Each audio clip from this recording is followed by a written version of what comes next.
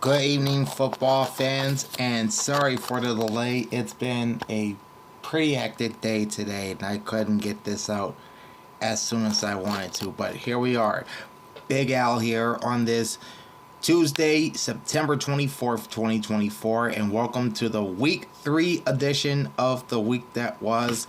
And just like last week, it was a pretty hectic time across the NFL. We have more upsets this week, including the Commanders going into Cincinnati on Monday night and destroying or not exactly destroying the Bengals, but they beat the Bengals. You also had the Carolina Panthers with Andy Dalton at quarterback instead of Bryce Young going to Vegas and beating the Raiders.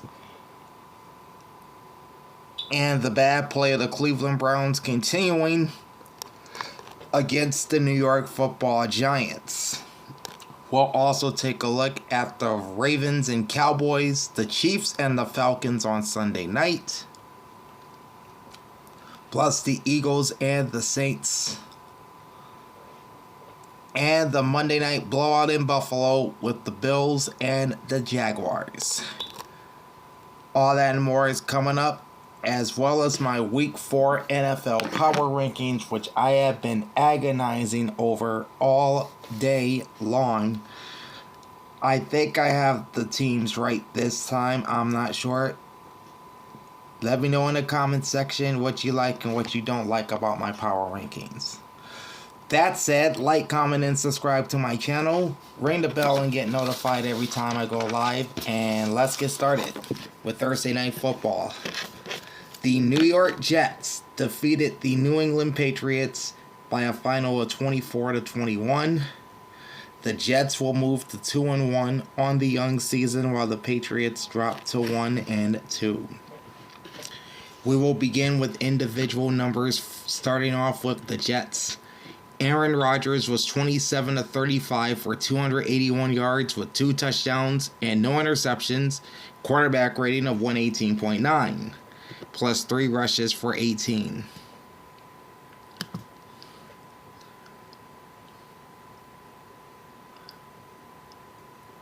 Alright, Braylon Allen led the rushing attack for the Jets, 11 rushes, 55 yards.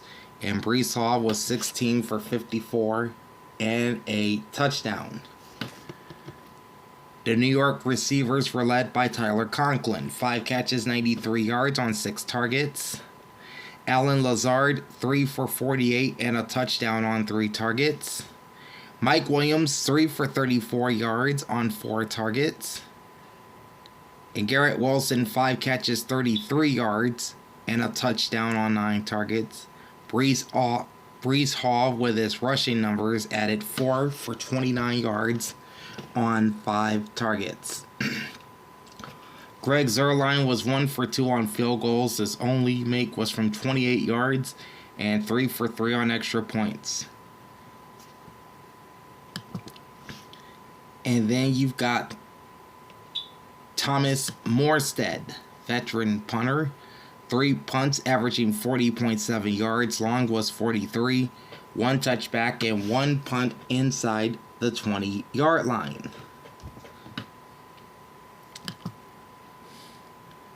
Quincy Williams led the New York Jets defense with 5 tackles. Then you've got 4 tackles from Chuck Clark, plus a sack and a forced fumble. Jamian Sherwood, 4 tackles. Sauce Gardner also with 4 tackles. Quinnen Williams had 2 tackles and a sack.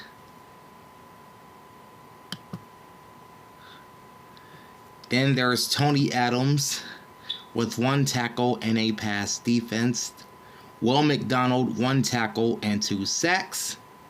McKinley and Thomas with a tackle and half a sack each for the New York Jets. Moving on to the New England Patriots, Jacoby Brissett, 12 of 18, 98 yards, no touchdowns, no interceptions, 80.3 quarterback rating. He would give way for the number 3 overall draft pick out of North Carolina, Drake May, who saw his first NFL action Thursday night, finished 4 for 8 for 22 yards with no touchdowns or INTs and a 56.3 QB rating. Not much to talk about with this ground game for New England. Antonio Gibson limited to 5 carries, 29 yards. Ramondre Stevenson, 6 carries, 23. And Drake May, 2 rushes for 12. Ooh, almost knocked my water down there. That was close.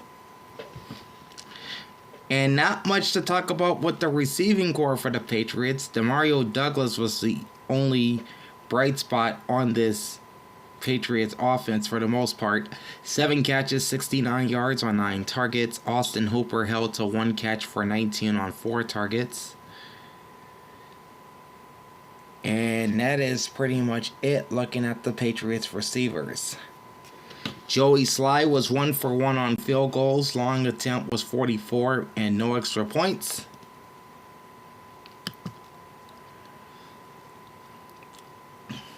And Bryce Behringer had 5 punts, averaging 49 yards. The long was 57 with 3 punts inside the 20.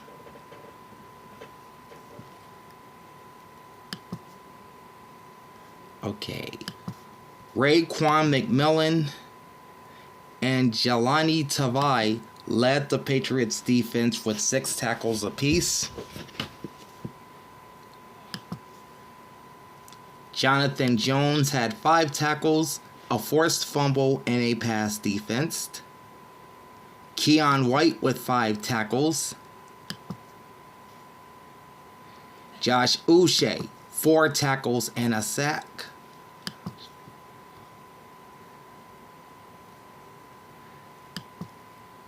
Okay, Devin Godshaw had 3 tackles. Kyle Duggar had 3 tackles. Marcus Jones had 3 tackles. So did Christian Gonzalez for the Patriots. Alright, total yards 400 for the Jets and 139 for the Patriots. Passing and rushing both favored New York. Jets outgained the Patriots through the air 267 to 61, and on the ground they outgained them 133 to 78. Jets had 27 first downs versus 11 for the New England Patriots. New England terrible on third down on this night, 2 for 11, but 3 for 3 on fourth. And the New York Jets solid on third down, 10 for 15. The Patriots had 5 penalties for 70 yards. They were sacked 7 times, losing 59 yards, with 1 lost fumble and 5 punts. And the Jets had 8 penalties for 106. They were sacked twice for 14 and 3 punts. Closing line was New York minus 6.5, and the over-under was 39. I foolishly took the Patriots both straight up and against the spread, and I ended up paying the price for it. Oh, and I'll tell you how I did on my picks at the end as well. And let's just say it was pretty much a repeat of last week, so there's your spoiler. Alright, moving to the Sunday games, we'll start with the Indianapolis Colts, who had the worst rushing defense in the NFL entering Sunday, averaging 237 rush yards allowed in 2 games. They ended up defeating Caleb Williams and the Chicago Bears by a final of 21 to 16. We'll start with individual numbers for the Colts. Anthony Richardson did not have a good game. 10 for 20 for 167 with no touchdowns and 2 interceptions. His QB rating was 39. Again, not good. He added 8 rushes for 24 yards. Speaking of rushing, Jonathan Taylor did his part, 23 for 110 and 2 touchdowns.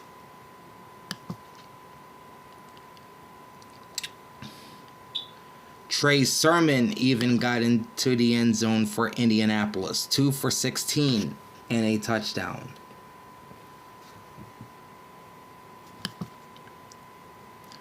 Alright, Alec Pierce had just one catch on 2 targets for 44 yards. Kylen Granson had a catch for 40 yards on his lone target. Michael Pittman held to 4 catches, 36 yards on 5 targets. And Josh Downs had 3 for 22 on 5 targets. Jonathan Taylor caught 1 for 25 and 2 targets.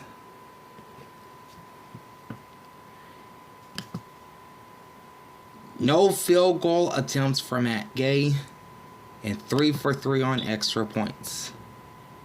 Rigoberto Sanchez, 5 punts averaging 49 yards, long was 52. All 5 punts landing inside the 20-yard line.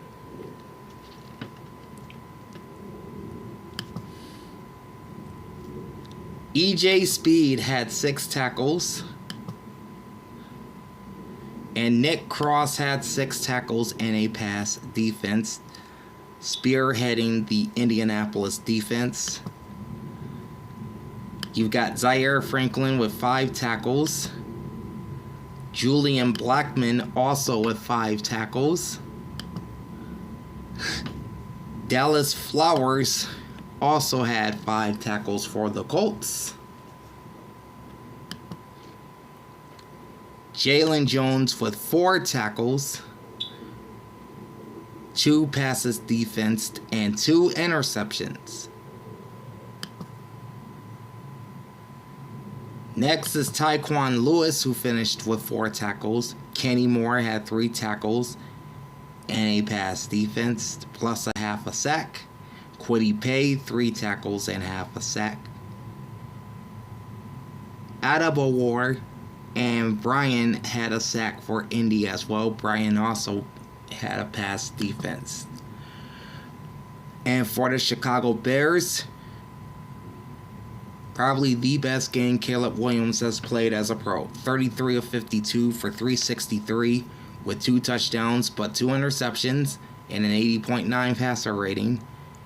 Ran once for 8 yards.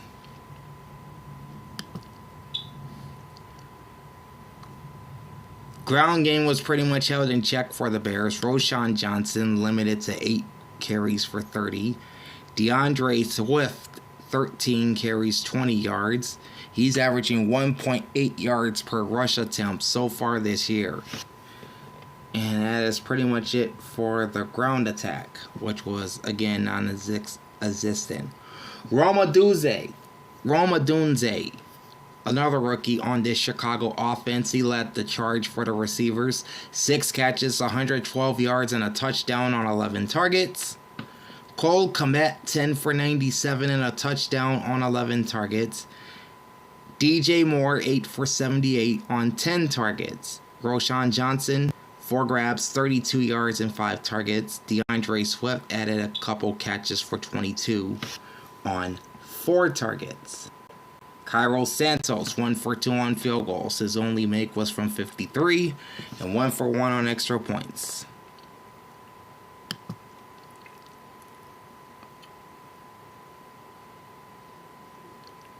And then you've got Tory Taylor, the punter, with 3 punts, averaging 42.3 per punt. Long was 54.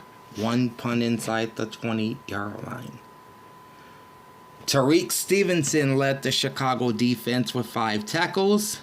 Kevin Byard, 4 tackles and a pass defense.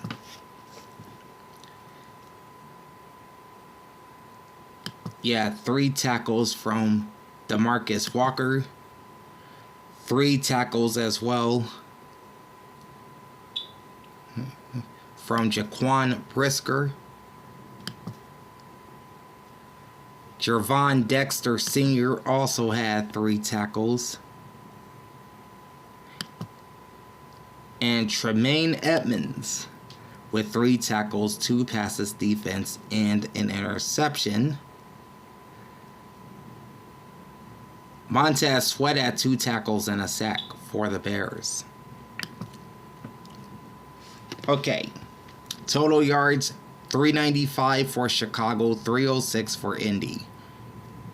Bears outgained the Colts through the air, 332 to 156.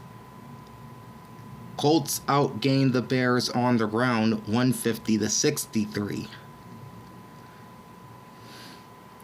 The Bears had 26 first downs while Indianapolis had 15.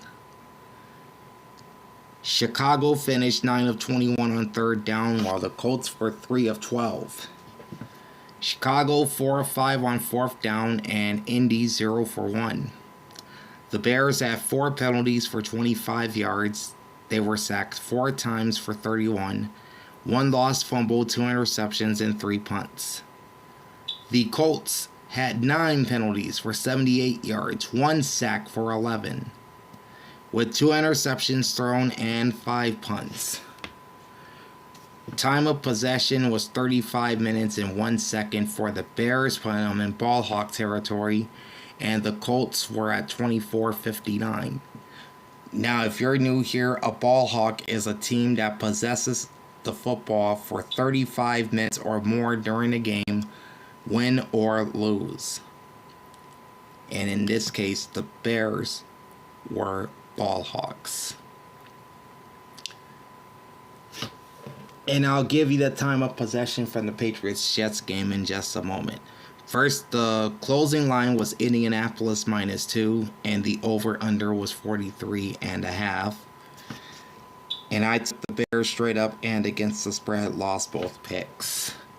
So I'm 0-2 out of the gate, both straight up and against the spread.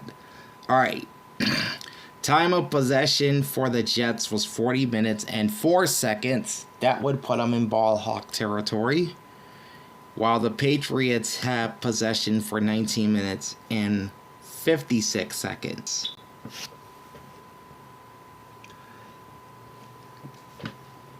Next up, you had the Denver Broncos going into Tampa Bay and defeating the Buccaneers 26-7. Individual numbers for the Broncos. First off, Bo Nix had his best game as a pro, 25 of 36 for 216. No touchdowns or interceptions. QB rating of 85. Plus 9 rushes for 47 and a rushing touchdown.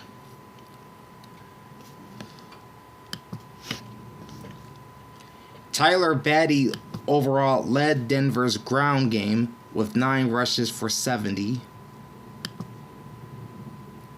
And then Jaleel McLaughlin ran the ball 5 times for 7 yards and also found the end zone. Leading receivers for the Broncos include Courtland Sutton, 7 for 68 yards on 11 targets.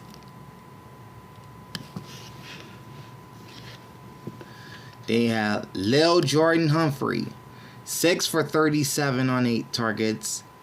Josh Reynolds, 2 for 36 on 2 targets. And Javonte Williams, 4 catches for 29 yards on 4 targets. Will Lutz was a perfect 4 for 4 on field goals. Longest was 43, plus 2 for 2 on extra points. And Riley Dixon had 2 punts averaging 48. Long was 49, 1 punt inside the 20. Leading the charge for the Denver defense is Jaquan McMillan with 8 tackles. Sorry about that. PJ Locke had 5 tackles. Alex Singleton had 4 tackles. Brandon Jones had 4 tackles, 1 pass defense, and an interception. Riley Moss had 3 tackles, a forced fumble, and a pass defense. Dondrea Tillman, 3 tackles, 2 sacks. Pretty good game for him. Then there's Jonathan Cooper, 2 tackles and a sack. Nick Bonito had 2 tackles and a sack, plus a pass defense for the Broncos. And for Tampa Bay, Baker Mayfield was 25 of 33 for 163 with a touchdown and an interception and an 83.3 QB rating. And he also rushed the ball once for no gain. Leading rusher for Tampa was Bucky Irving, 9 for 70 yards, and that's pretty much it there. Leading the way for the Bucs receivers was Chris Godwin, 6 catches, 53 yards, and a touchdown on 9 targets. Cade Otton, 7 for 47 on 8 targets. Rachaad White, 5 for 18 yards on 6 targets. Mike Evans was pretty much a non-factor, 2 for 17 on 3 targets. Chase McLaughlin, no field goals attempted, 1 for 1 on extra points. And 4 punts and a 47.3 average for Jake Camarda. Long punt was 67 with 2 punts inside the 20-yard line. Jamil Dean led Tampa Bay's defense with 9 tackles. Christian Eisen had 6 tackles. KJ Britt with 5 tackles. Lavonte David, 3 tackles and a forced fumble. Jordan Whitehead added 3 tackles. Tyke Smith had 3 tackles as well, plus a pass defense. Zion McCollum had 3 tackles and 2 passes defense for Tampa. Okay, total yards 352 for the Broncos and 223 for the Buccaneers. This is the second week in a row Tampa's offense failed to put up 300 yards. Passing yards for 216 to 132 for the Broncos. Rush yards also favored Denver, 136 to 91. Slight advantage in first downs to the Broncos at 18 to 17. Neither team was good on third down. 4 for 13 for the Broncos, 3 for 11 for the Bucs. Denver was 2 for 3 on fourth down. Tampa Bay 0 for 2. The Broncos had 5 penalties for 51 yards. No sacks taken, which is good. 1 lost fumble and 2 punts. And for the Bucs, 5 for 19 yards in terms of penalties. How about Baker Mayfield being sacked 7 times for 31 yards? 1 lost fumble, 1 interception, and 4 punts. Time of possession, Denver 32 minutes 8 seconds, and Tampa Bay 27 minutes and 52 seconds. Closing line was Tampa Bay -6, and the over-under was 40.5. This was another one of these upsets that I did not see coming, as I took Tampa to blow out the Broncos and cover the point spread, but unfortunately, it went the other way. So now I'm 0-3 in both my straight up and ATS picks. Not a good start to the year. Broncos won their first game of 2024. They are now 1-2. And Tampa Bay drops their first game of the year. They're 2-1. We'll tell you how the Saints fared against the Eagles coming up a little bit later. But now we're heading to Nashville as Malik Willis returns to the Music City and beats his former team as the Packers cruise to a 30-14 win over Willis's old squad, the Tennessee Titans. Green Bay improves to 2-1, while Tennessee, now one of 3 teams left without a win this season, they are 0-3. Alright, so individual numbers for Green Bay. It was the return game at Nissan Stadium for former Titan Malik Willis, and he was very effective. 13 of 19 for 202 with 1 touchdown and an interception and a 120.9 passer rating. He also led the Packers with 6 rushes for 73 yards and a rushing score. So he had himself a pretty good day in Nashville in his return.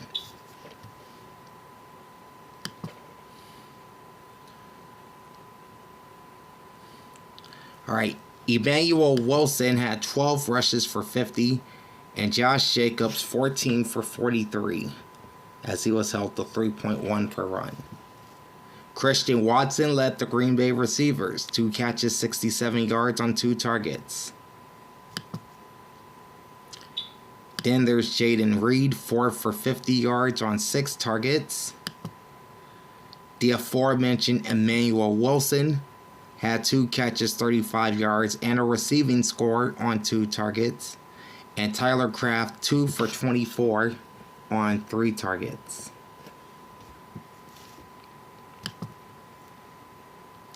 Braden Narvison finished 3 for 3 on field goals. Long was 47, and 3 for 3 on extra points. And Daniel Whelan had 5 punts, averaging 48.8 yards. Long punt was 63, with 2 touchbacks. Alright, pacing the Packer defense was Isaiah McDuffie with 6 tackles and half a sack. Eric Stokes with 5 tackles. Xavier McKinney with 4 tackles, 1 pass defense, and an interception. One of my defensive players of the week is Jair Alexander. He had 4 tackles, a pass defense, and an interception return for a touchdown, which is the 4th this year in the NFL.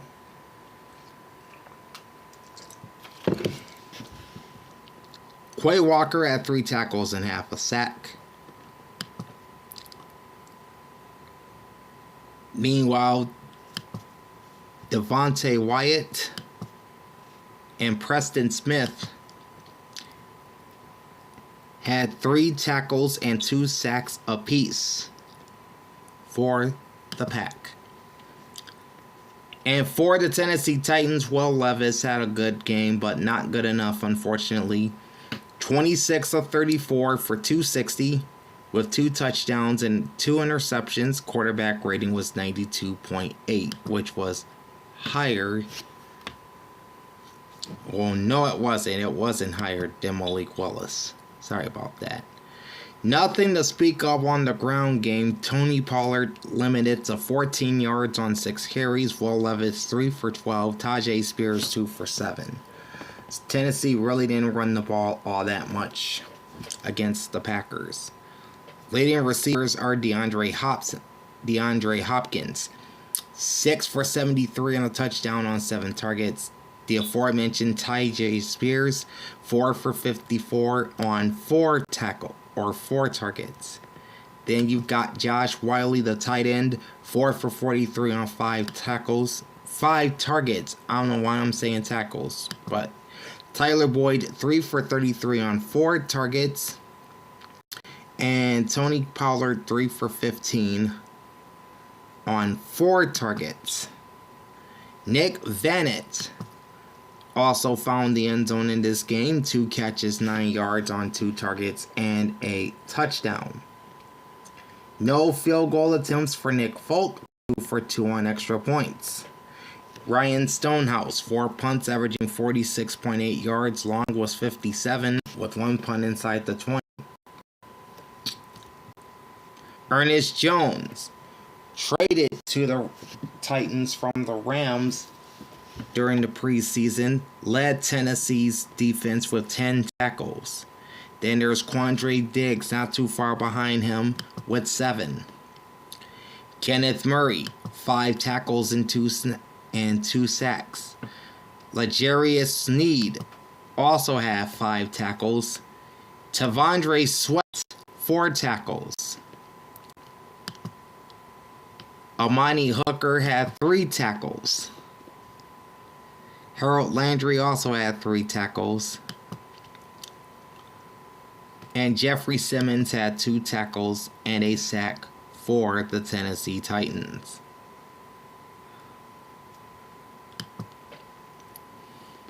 Total yards Packers 378, Titans 237. Passing yards were 204 to 190 Tennessee. Rush yards were 188 to 33 Green Bay. First downs, slight edge to the Titans, 18 to 16. The Packers finished 5 of 14 on third down. The Titans 3 for 9, plus 0 for 1 on fourth. 10 penalties, 75 yards for Green Bay. Malik Willis was sacked 3 times for 12 yards with 5 punts. Sorry about that, guys. And the Tennessee Titans had 2 penalties for 15 yards. Will Levis was sacked 8 times. 8 for 56 yards. 1 lost fumble, 2 interceptions, and 4 punts. Time of possession was 32 minutes, 28 seconds for the Pack, and 27:32 for Tennessee. Closing line was the Titans at -3, and the over-under is 37.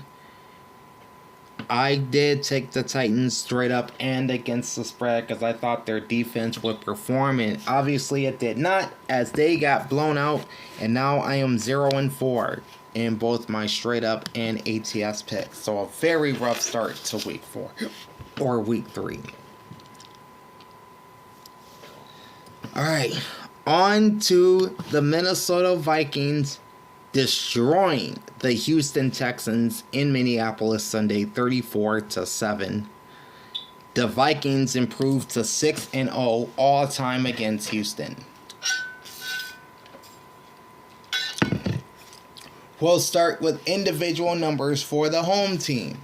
That means Sam Darnold. Real good game for Sam. 17 of 28, 181, 4 touchdowns, no interceptions, QB rating of 119.2. Solid. Aaron Jones led the Vikings ground attack, and he's probably the only thing we should talk about here. 19 carries for 102 at 5.4 a pop.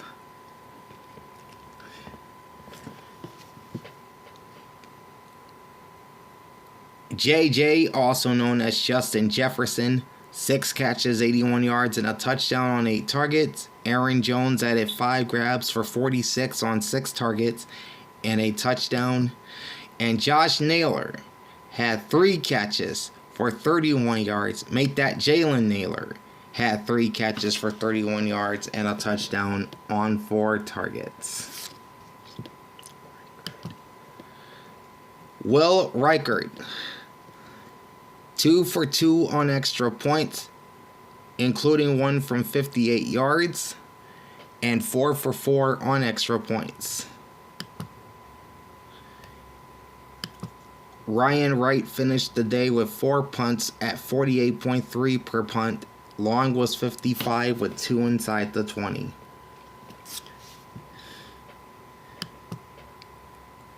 Andrew Van Ginkel, one of the big offseason additions for Minnesota, led the Vikings defense with 5 tackles and a sack. Cameron Bynum, 5 tackles, 1 pass defense, and an interception.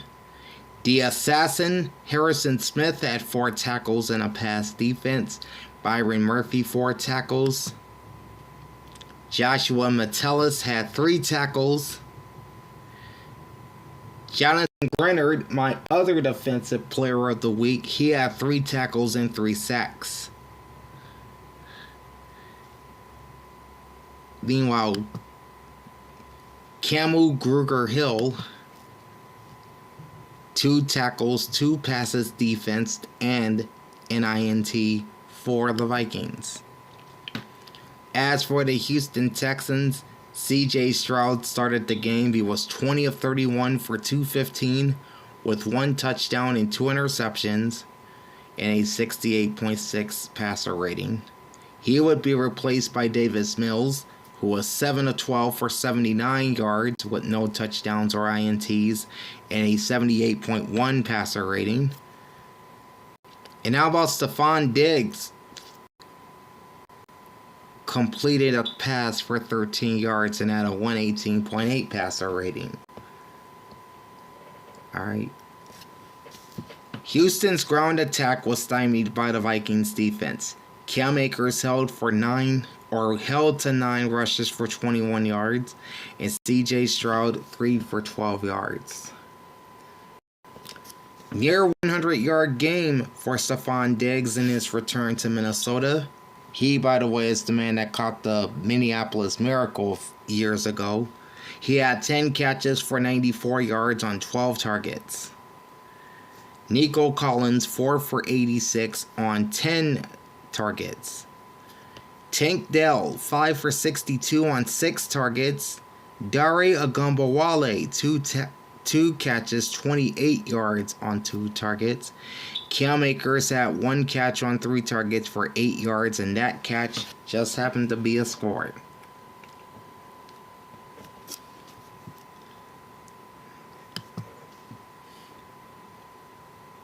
Kaimi Fairbairn 0 for 1 on field goals and 1 for 1 on extra points. Tommy Townsend 4 punts, averaging 44.3. Long was 52 with 1 touchback and 2 inside the 20. Azeez Al-Shaair led the Houston defense with 9 tackles. Jalen Petrie had 5 tackles in a pass defense. Kamari Lassiter with 4 tackles. Henry To'oTo'o finished with 3 tackles. And Kalen Bullock had 3 tackles for the Texans. Quickly, I want to add a couple more in here, including Derek Barnett with 2 tackles, a sack, and a forced fumble.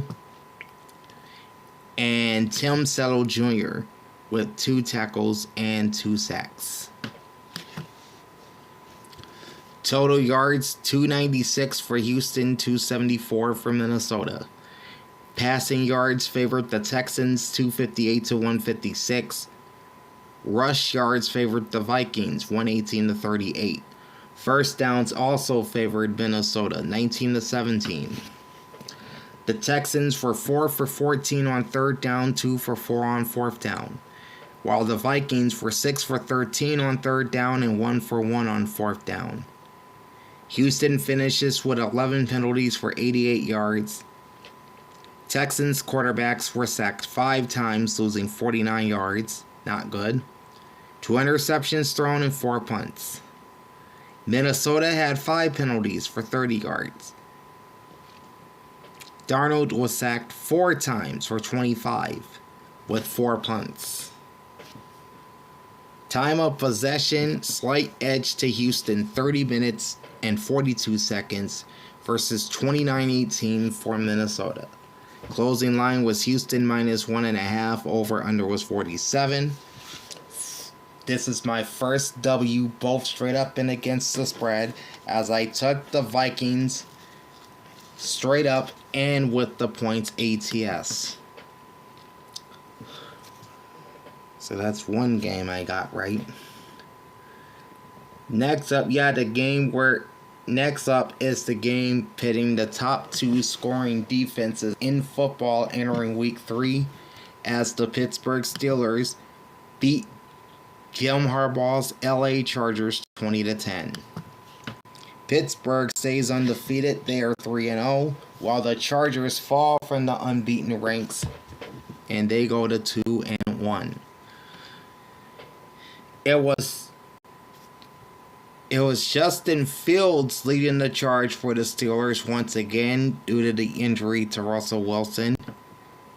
And he played pretty good, 25 of 32, 245 yards, 1 touchdown, 1 interception, and a 96 QB rating, plus 6 rushes, 6 yards, and a rushing touchdown.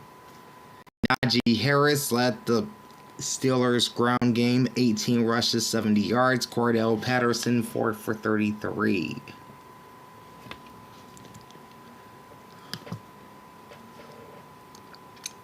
Calvin Austin led Pittsburgh's receivers, 4 catches, 95 yards, and a touchdown on 5 targets.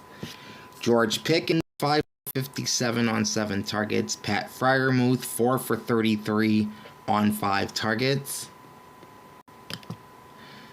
Scotty Miller, 2 catches, 31 yards on 2 targets. Najee Harris, 5 for 16 on 5 targets. Cordell Patterson, 3 for 15 on 5 targets.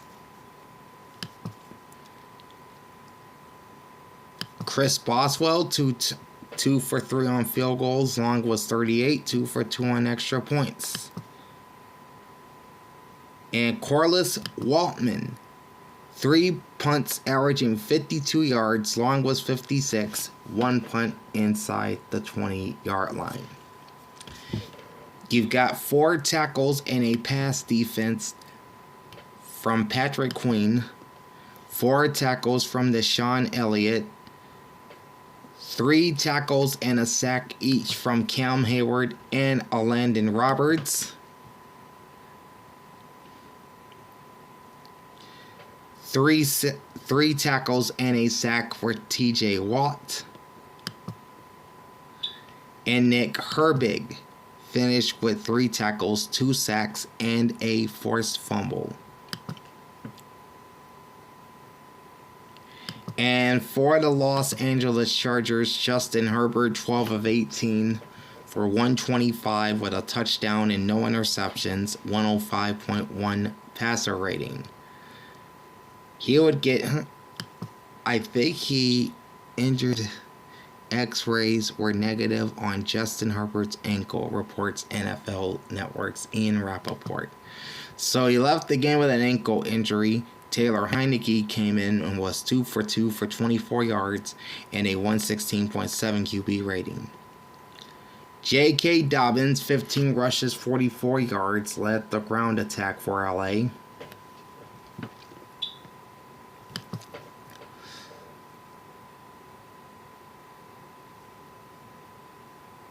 Alright, Quentin Johnson, 2 catches, 44 yards, and a touchdown on 2 targets.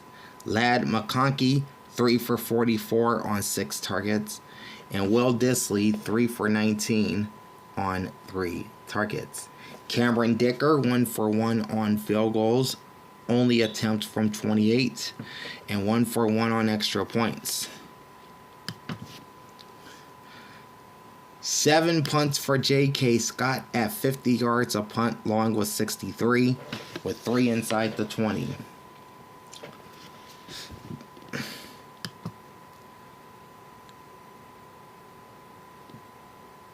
Dayan Henley had 9 tackles and a pass defense to lead the Chargers defense. Christian Fulton finished with 7 tackles. Denzel Perryman, 6 tackles. Derwin James, 5 tackles and a sack.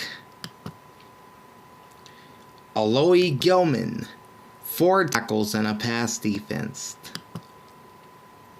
Morgan Fox had 3 tackles. And Khalil Mack, 2 tackles and a sack for the Chargers. Alright. Total yards, 346 for the Steelers, 168 for the Bolts. 232 to 107 passing yards for the Steelers. And 114 rushing for Pittsburgh versus 61 for LA. And the first downs mimicked the final score, 20 to 10 Steelers. LA 3 of 11 on third down, Steelers 7 of 14. 7 penalties, 69 yards for the Chargers, 5 sacks taken for 42 yards, and 7 punts. 3 penalties, 15 yards for the Steelers, 2 sacks taken for 13, 1 interception, and 3 punts. Time of possession, 33 minutes, 51 seconds for Pittsburgh. 26 minutes, 9 seconds for Los Angeles. Closing line was Pittsburgh minus 2.5. Over under was 36. I picked the Steelers both straight up and against the spread. They give me 2 and 4 in both my straight up and ATS picks. Here's one game I would love to have back. The New York Giants go into Cleveland and beat the Browns 21-15. And I'm telling you, man, the Browns just look really bad right now. Okay, Daniel Jones, 24 of 34, 236 yards, 2 touchdowns, no interceptions, QB rating of 109.4. Rookie receiver Malik Nabers attempted a pass with no completions and a 39.6 QB rating.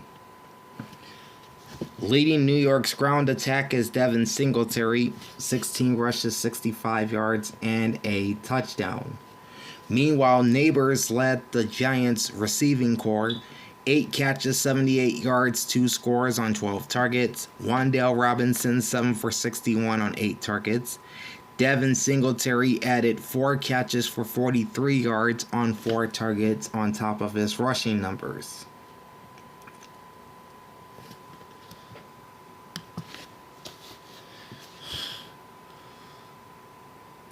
Greg Joseph just signed as the place kicker for the Giants, replacing the injured Graham Gano. Was 0 for 1 on field goals, 3 for 3 on extra points. And Jamie Gillen finishes with 7 punts, averaging 51.6 yards. Long punt was 67. Couple touchbacks and a couple punts inside the 20-yard line.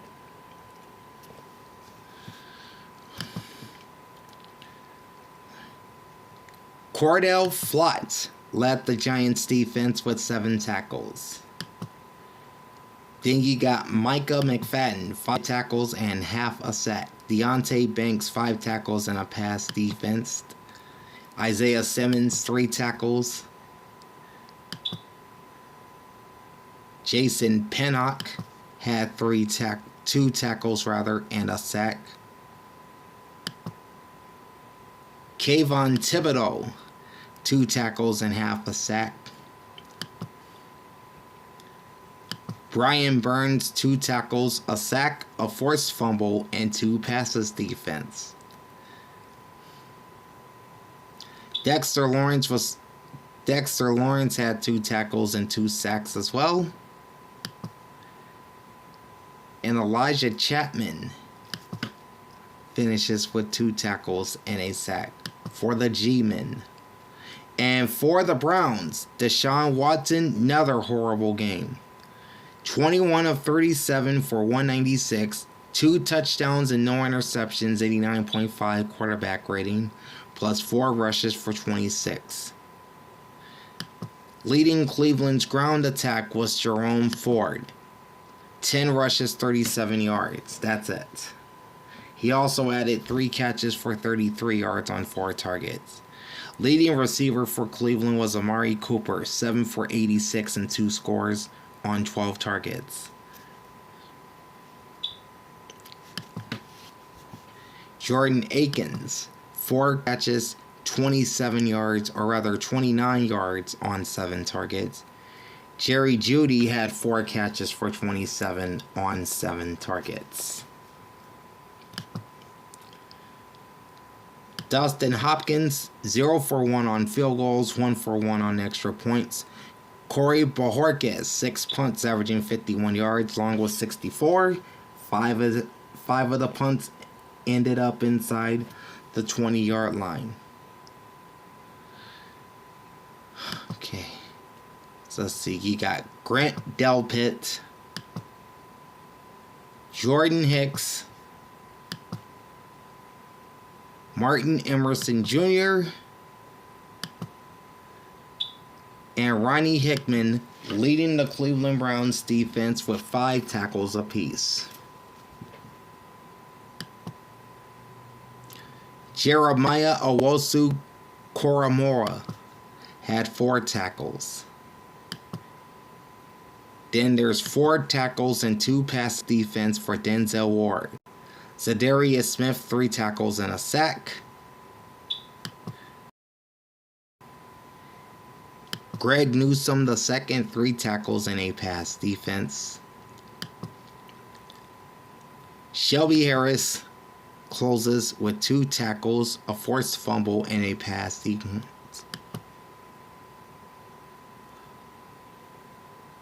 Ogbo Okoronkwo. That just flows nice off the tongue. He has 2 tackles and a sack for the Browns. Total yards 340 by the New York Giants and 217 by the Browns. Passing 228 to 148 for New York. Rushing also favored the Giants 112 to 69. Giants had 21 first downs, Browns with 16. Both teams 4 for 14 on third down.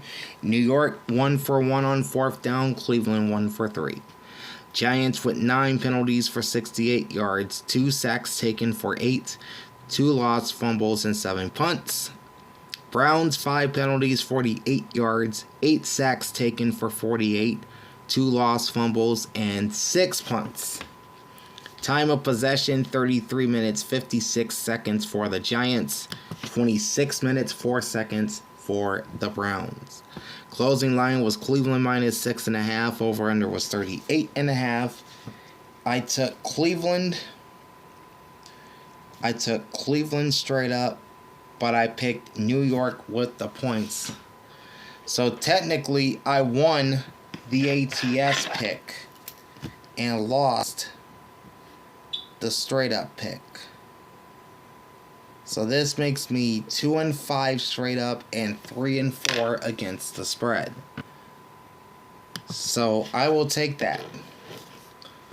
And then rounding out the early games from Sunday, the Philadelphia Eagles used their defense to slow down the high-powered New Orleans Saints in the Superdome 15-12. Both teams are now 2-1 after their encounter. We'll start with individual numbers for the Eagles. Jalen Hurts was 29 of 38 for 311 yards, no touchdowns, and an interception. His QB rating was 88.8. Hurts also added 8 rushes for 25 yards.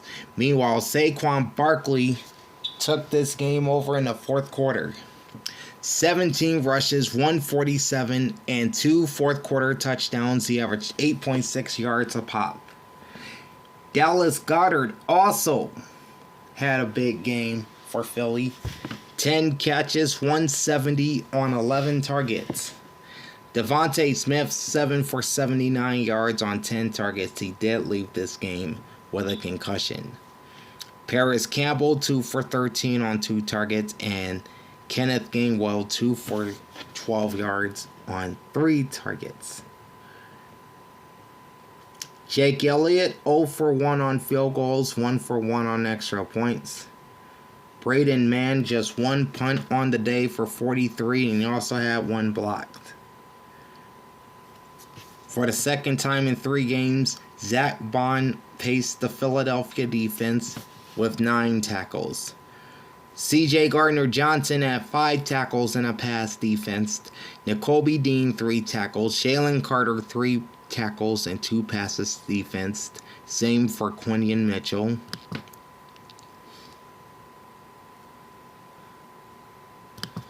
You've got Jordan Davis with 2 tackles and a sack. Nolan Smith finished with 2 tackles. And Reed Blankenship had 2 tackles, a pass defense, and an interception for Philadelphia. For the hometown Saints, Derek Carr, 14 of 25, 142, 1 touchdown, 1 interception, 69.1 passer rating, plus 2 rushes for 3 yards. Alvin Kamara did his part for the Saints offense, 26 for 87 rushing, 3 catches, 40 yards on 3 targets. Olave led the New Orleans receivers for 6 grabs for 86 and a touchdown on 6 targets.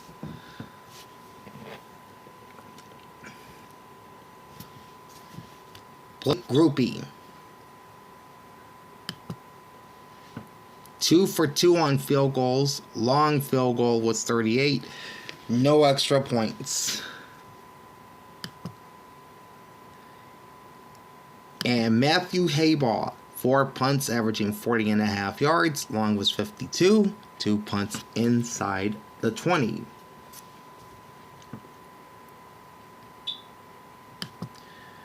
Okay. Paulson Adebo led the Saints defense with 10 tackles and a pass defense. Tyrann Mathieu, a.k.a. the Honey Badger, 7 tackles, a pass defense, and an interception. Will Harris, 6 tackles. Demario Davis finished with 4 tackles. Carl Granderson, pretty good game for him, 4 tackles, 1.5 sacks, and a forced fumble.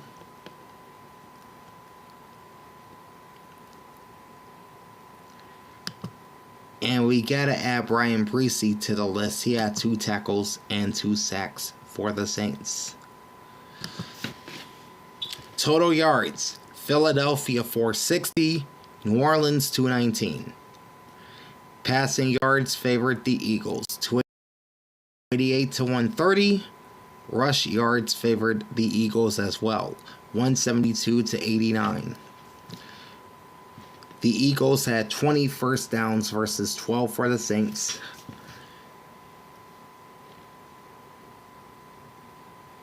The Eagles were 6 for 14 on 3rd down and 1 for 3 on 4th. Saints 6 for 13 on 3rd down, 0 for 1 on 4th. Philly had 7 penalties for 45 yards. Jalen Hurts sacked 4 times for 23. 1 lost fumble, 1 interception, 2 punts. And for New Orleans, 3 penalties, 25 yards. Only 1 sack taken for Derek Carr for 12 yards. 1 interception and 4 punts. Time of possession, 32 minutes, 15 seconds for the Eagles, 27:45 for the Saints. Closing line was New Orleans minus 2.5, and the over-under was 49.5. This is probably my best pick of the week. Philadelphia wins straight up, and they covered the 2.5 points, winning by 3. So I'm happy about that. That makes me 3-5 straight up and 4-4 ATS. If you're joining me late, you're watching the week that was, as we run down all the statistical numbers from week 3 in the NFL. And stay tuned, because at the end I will have my week 4 power rankings, and I mulled over this for hours, but I think I got it all right this week. Join me later for my power rankings. Now let's head to the late games on Sunday afternoon, and we'll start off with the Carolina Panthers, who during the week benched Bryce Young and brought in the veteran Andy Dalton, also known as the Red Rifle, and he led the Panthers to their first W of 2024. Beating the Raiders at the Death Star 36-22. Alright, so individual numbers for Carolina. The aforementioned Red Rifle, aka Andy Dalton, 26 of 37, 319 yards, 3 touchdowns, no interceptions, nice quarterback rating of 123.6. Chuba Hubbard led the way on the ground for the Panthers, 21 for 114 yards. Miles Sanders, 7 rushes, 17 yards, and a score. Pacing the Panthers receivers is Deontay Johnson. 8 catches, 122 yards, and a touchdown on 14 targets. Chuba Hubbard, 5 for 55 and a touchdown on 5 targets. Xavier Legette, 2 for 42 on 3 targets for the rookie. And Adam Thielen, 3 catches, 40 yards, and a touchdown on 5 targets. Eddie Pinheiro, 3 for 3 on field goals. Long was 43, and 3 for 3 on extra points. Johnny Hekker with 4 punts, averaging 44.3 yards. Long was 51, 2 punts inside the 20-yard line. Leading the Carolina defense is Mike Jackson with 9 tackles, 3 passes defense, and an INT. Shaq Thompson with 4 tackles. Then you got Nick Scott also with 4 tackles. Josie Jewell, 3 tackles, 2 passes defense. LeBrian Ray had 3 tackles and a sack. And Charles Harris with 3 tackles for the Panthers. As for Vegas, Gardner Minshew, 18 of 28, 214, 1 touchdown, 1 interception, 84.5 QB rating, plus 3 rushes for 14. Aiden O'Connell came in late. He was 9 of 12 for 82 and a touchdown and a 120.8 passer rating. Zaire White limited to 10 carries, 34 yards. And Alexander Matheson, 3 rushes, 7 yards, and a touchdown. Pacing the receivers for Vegas is Trey Tucker, 7 for 96 and a touchdown on 9 targets. Jacoby Myers, 7 for 62 and a touchdown on 9 targets. Brock Bowers, 3 for 41 on 4 targets for the rookie from Georgia. And Devontae Adams, 4 for 40 yards on 9 targets. Daniel Carlson, 0 for 1 on field goals, 2 for 2 on extra points. And AJ Cole finished with 5 punts, averaging 52.2 yards. Long punt was from 58, with 3 inside the 20.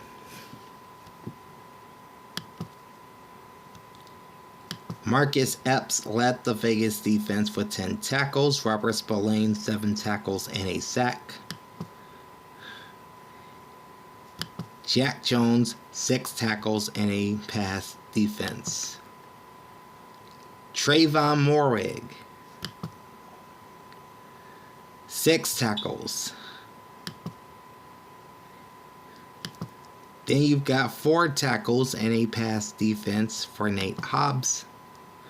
And Luke Masterson finished with 3 tackles for the Raiders. Total yards, Carolina 437, Vegas 331. Passing yards, 306 for the Panthers, 276 for the Raiders. And rush yards, 131 for Carolina, 55 for Vegas. Panthers had 24 first downs versus 20 by the Raiders. Carolina 5 of 12 on 3rd down. Vegas 3 for 11 on 3rd down. 1 for 3 on 4th down. 7 penalties, 51 yards for the Panthers. 2 sacks taken for 13 and 4 punts. 6 penalties, 54 yards for the Raiders. 3 sacks taken for 20 with 1 interception and 5 punts. Time of possession, Carolina's in ball hawk territory. Not very often we say that. 36 minutes and 2 seconds versus 23 minutes, 58 seconds time of possession for the Raiders. Closing line, Vegas -6, over under is 40. Taking the L both ways here as I took Vegas straight up and against the spread. Okay, we're a little more than an hour in, so we're going to zoom through these last few games.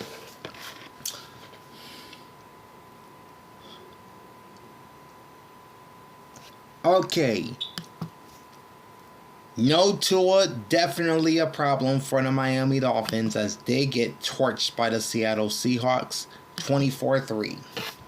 Individual numbers for the Seahawks: Geno Smith, 26 of 34, 289 yards, a touchdown and 2 interceptions, and an 86.5 passer rating. Good game on ground for Zach Charbonnet, 18 carries, 91 yards, and 2 touchdowns, plus 3 catches for 16. DK Metcalf, 4 catches, 104 yards, and a touchdown on 6 targets, led Seattle's receivers. Noah Fant, 6 for 60 on 6 targets. Tyler Lockett, 5 for 46 on 8 targets. Jackson Smith and Jigba, 3 for 39 on 3 targets.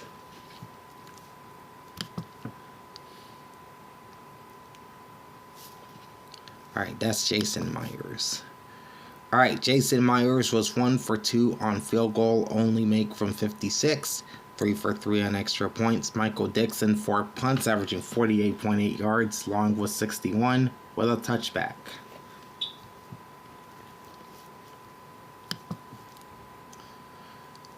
Rayshon Jenkins led the Seahawks defense with 8 tackles. Tyrese Knight, 5 tackles. Derek Carr had a pretty good game for Seattle.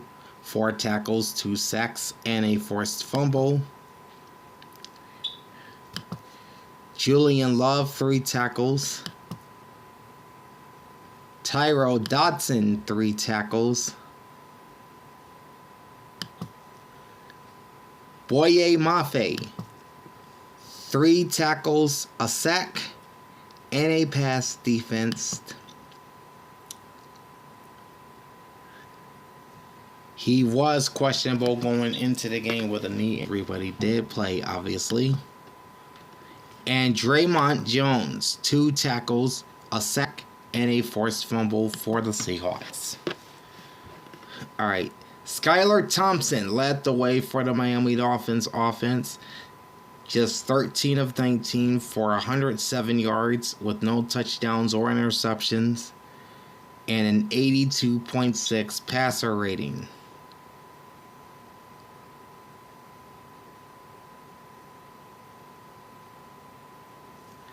He had a chest injury in this game and may not play for a while, so they went to their 3rd stringer, Tim Boyle, who was 7 for 13 for 79 yards and a 72.3 passer rating. Devin Achane held to 11 carries, 30 yards, and receiving he had 3 catches for 28 on 5 targets. Tyreek Hill, 3 catches, 40 yards on 5 targets. D. Eskridge, 1 catch for 30 yards on his only target. And Jalen Waddle, 4 for 26 on 5 targets.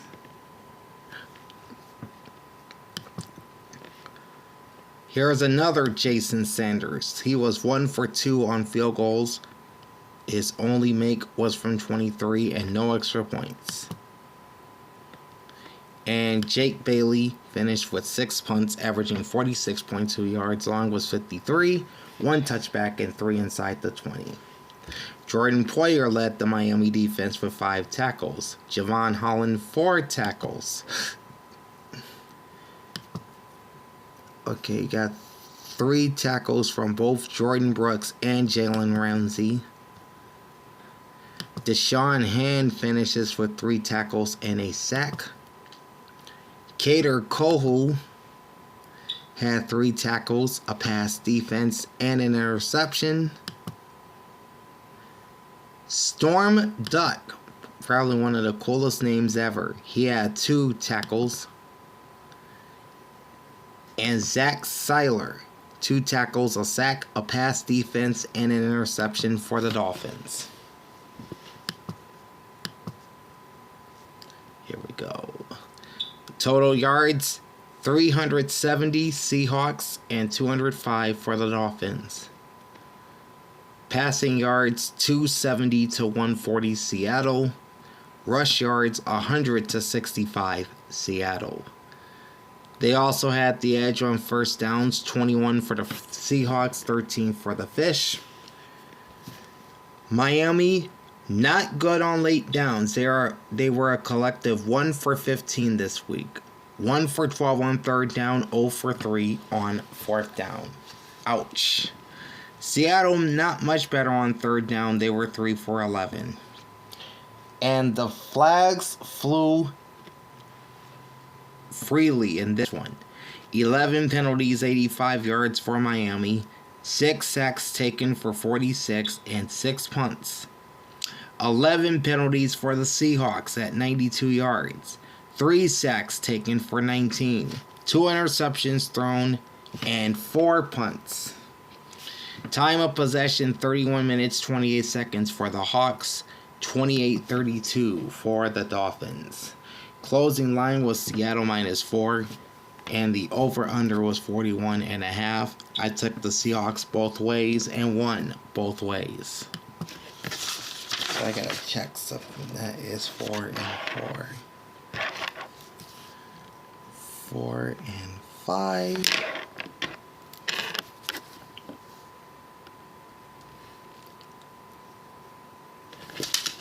This is actually 5 and 5. Okay. Next, we have the Baltimore Ravens and the Dallas Cowboys. It looked for a while like Baltimore was going to cruise with this game, but Dallas had a fourth quarter comeback which came up a little bit short as Baltimore hangs on to win 28-25 and improved to 6-1 all-time against the Cowboys. Baltimore gets their first win of the season, while Dallas joins Baltimore at 1-2. Individual numbers for the Ravens: Lamar Jackson, just 12 of 15 for 182 yards and a touchdown, 139.4 passer rating, plus 14 rushes, 87 yards and a touchdown rushing. Speaking of which, King Henry, this is what they got him for. Games like this: 25 carries, 151 and 2 touchdowns. He also added a catch for 23 on his only target. Nelson Aguilar, 1 catch, 56 yards on 1 target.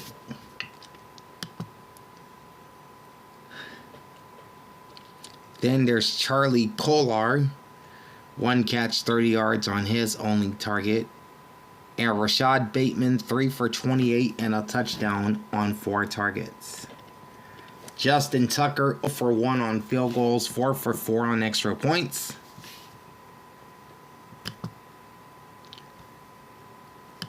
Jordan Stout, 4 punts at 42.8 per punt. Long was 55 with 3 inside the 20-yard line. Kyle Hamilton and Roquan Smith paced Baltimore's defense with 7 tackles apiece. Roquan also added a pass defense. Brandon Stevens, 5 tackles and a pass defense. Travis Jones, 4 tackles. And Trenton Simpson, 2 tackles and a pass defense. Likewise for Adarius Washington and Kyle Van Noy with 2 tackles, 2 sacks, and a pass defense for the Ravens. For Dallas, Dak Prescott, 28 of 51, 379, 2 touchdowns, no interceptions, 91.9 passer rating, plus 2 rushes, 7 yards, and a touchdown on the ground. Rico Dowdle led this weak Dallas run offense, 8 for 32 yards. And if you're wondering about Ezekiel Elliott, he had 3 rushes for 6 yards, so he was pretty much a non-factor. Jake Ferguson led the Dallas receiving corps with 6 catches, 95 yards on 11 targets. CeeDee Lamb, 4 for 67 on 7 targets. Kavontae Turpin, 3 for 51 and a touchdown on 3 targets. Jalen Tolbert, 3 for 42 and a touchdown on 5 targets. Brandon Aubrey, 2 for 2 on field goals. He hit 1 from 65, which is his longest ever, and 1 for 1 on extra points. And longtime punter Brian Inger had 4 punts with 52.3 at average. 62 was Inger's longest, and 2 inside the 20-yard line.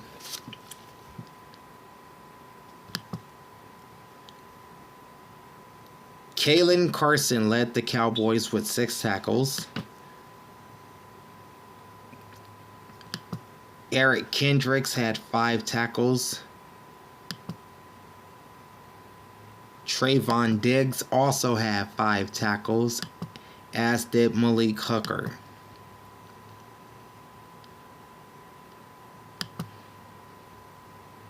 DeMarvion Overshown finished with 3 tackles.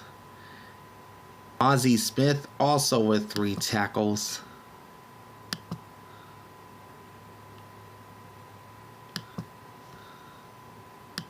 And Marcus Lawrence had just 2 tackles for the Cowboys. A lot of yards in this game, 456 for the Ravens and 412 for the Cowboys. Dallas, nearly a 2-to-1 clip in passing yards, 361 to 182, but a real big ground advantage for Baltimore, 274 rushing yards to 51. Dallas had 26 first downs to Baltimore's 24. Ravens 4 for 9 on third down. Cowboys 7 of 13 on third down. 0 for 1 on fourth down. And the penalties keep hitting the Ravens hard. They have 13 for 105. No sacks taken, no fumbles, no interceptions, and 4 punts. 6 penalties, 44 yards for the Dallas Cowboys. 3 sacks taken for 18. 1 lost fumble, no interceptions, and 4 punts. Time of possession, 34 minutes, 45 seconds for Baltimore, nearly putting them in ball hawk territory. And 25 minutes, 15 seconds for the Cowboys. Closing line was Baltimore -1, over under 47.5. I took the Ravens both ways. So now I am 5-6 straight up and 6-5 in my ATS picks.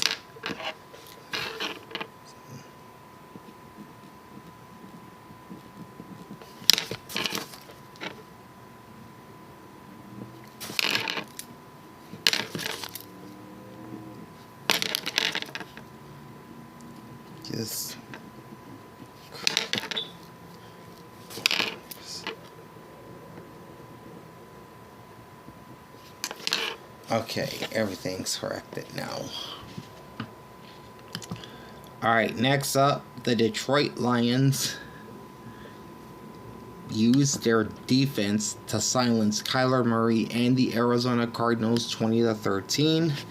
Detroit's back in the win column. They're 2-1. Arizona drops to 1-2. Start with individual numbers for the Lions. Jared Goff, 18 of 23, 199, 2 touchdowns, 1 interception, quarterback rating of 113.6, plus 6 yards on 3 rushes. David Montgomery led the Lions ground game, 23 for 105 and a touchdown. And Jahmyr Gibbs, 16 for 83. Leading Detroit's receivers is Amon-Ra St. Brown, 7 for 75 yards and a touchdown on 8 targets. Sam Laporta, just 2 catches for 36 yards on 2 targets.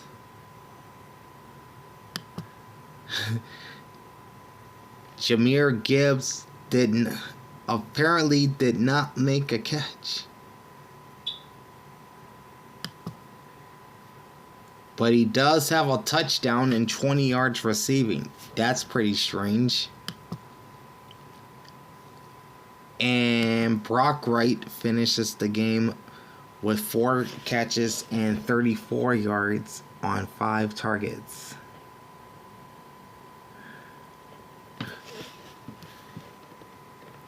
Alright, Jake Bates, no field goals, 2 for 3 on extra points. Jack Fox, 5 punts, averaging 49.4. Long was 68. 1 touchback and 4 inside the 20. Carlton Davis led the Lions defense with 7 tackles.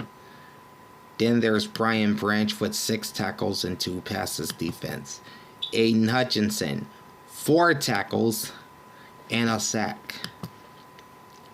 And Jack Campbell with 2 tackles. For the Cardinals, Kyler Murray, 21 of 34, 207 yards, 1 touchdown, 1 interception, 76.5 passer rating. He also led the team in rushing, 5 carries, 45 yards. James Conner was held to 9 carries, 17 yards at 1.9 a pop.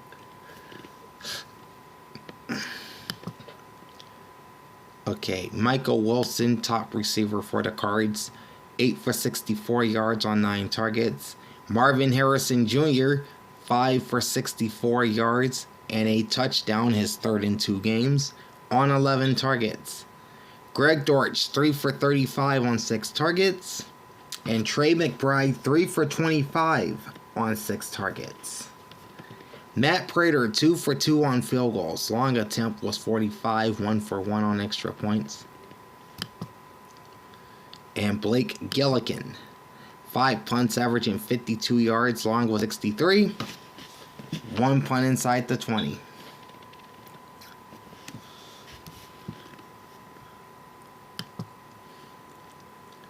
Jalen Thompson led the Arizona defense with 6 tackles. Budda Baker with 4 tackles.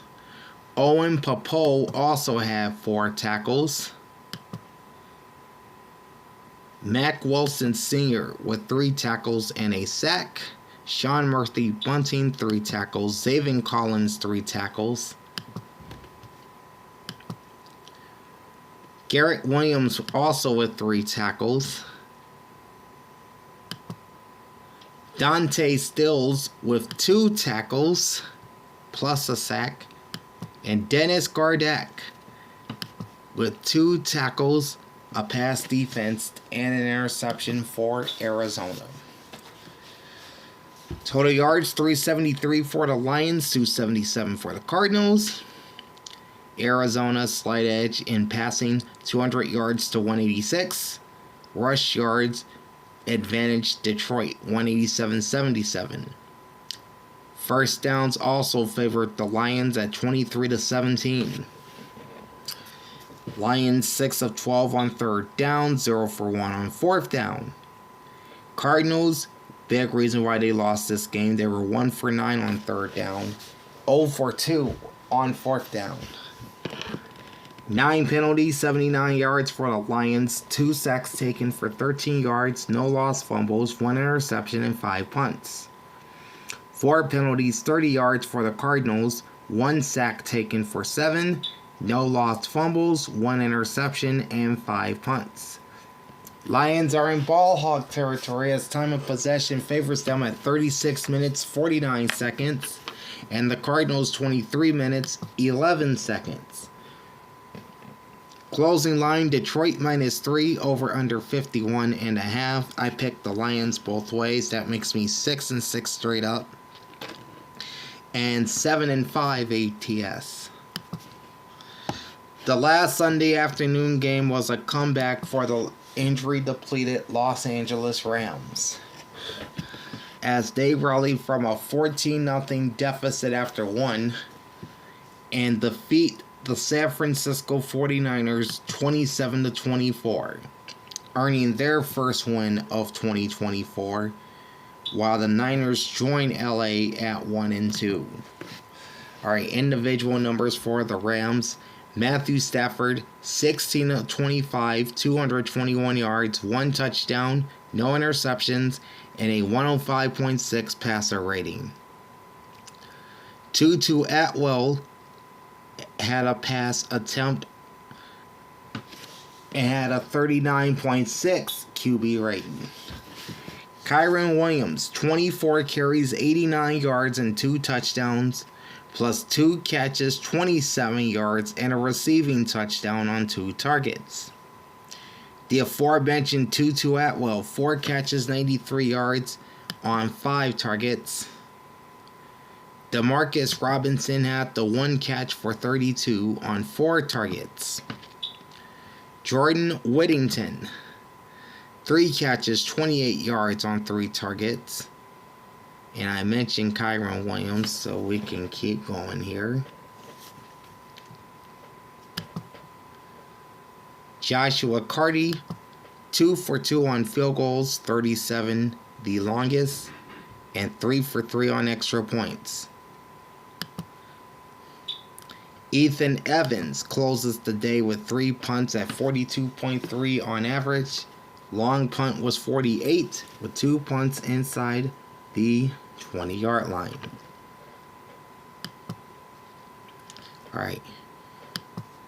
Troy Reeder and Quentin Lake led the Rams defense with 6 tackles apiece. Cameron Curl, 5 tackles and a forced fumble.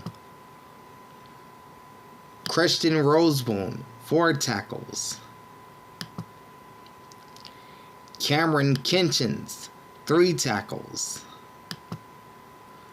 Kobe Turner, 3 tackles as well.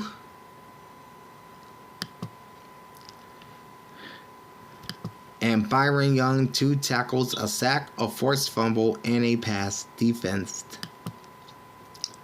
And Tre'Davious White, 2 tackles and a pass defense for LA. Over to the Niners.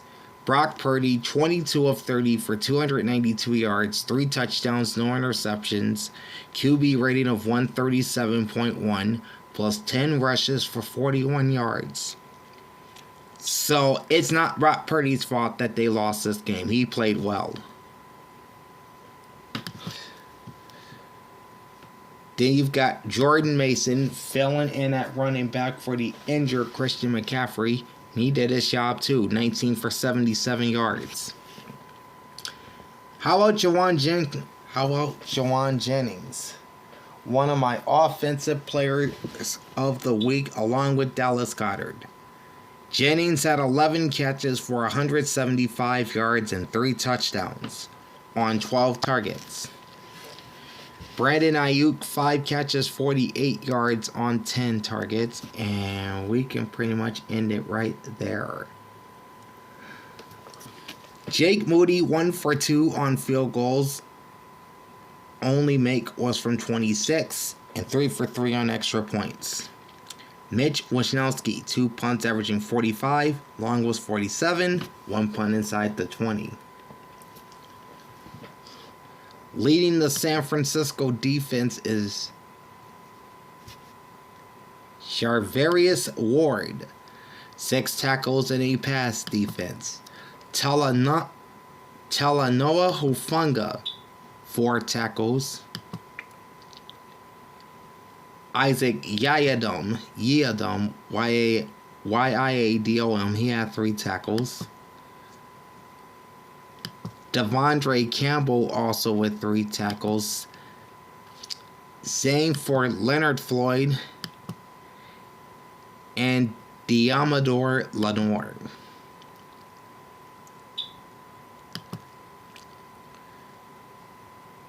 Javon Hargrave had 2 tackles and a sack.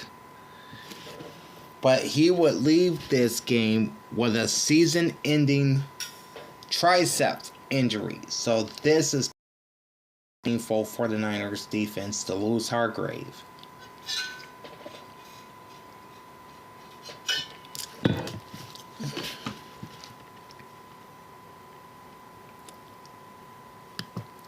Okay.